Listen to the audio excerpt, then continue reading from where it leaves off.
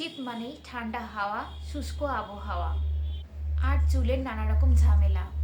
চুল রুক্ষ হয়ে যাওয়া, অতিরিক্ত চুল পড়া বা বিরক্তিকর খুশকি, এই সমস্যাগুলো প্রায় সবারই পরিচিত।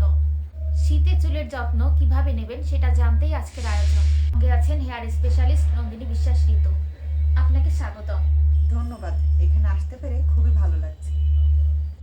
ঋতু, প্রথমে আমরা জানতে চাই শীতকালে চুলের সমস্যা কেন এত বেশি চোখে পড়ে?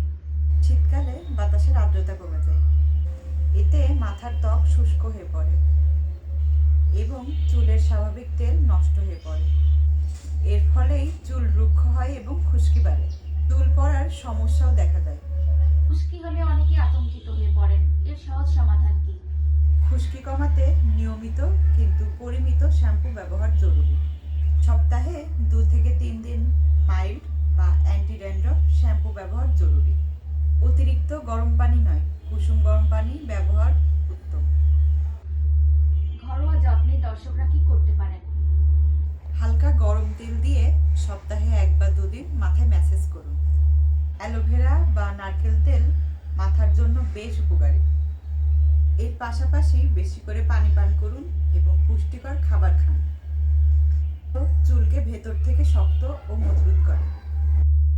তাহলে শীতে সুন্দর ও স্বাস্থ্যকর চুলের জন্য প্রয়োজন নিয়মিত পরিচর্যা, সঠিক পণ্য ব্যবহার আর স্বাস্থ্যকর জীবনযাপন।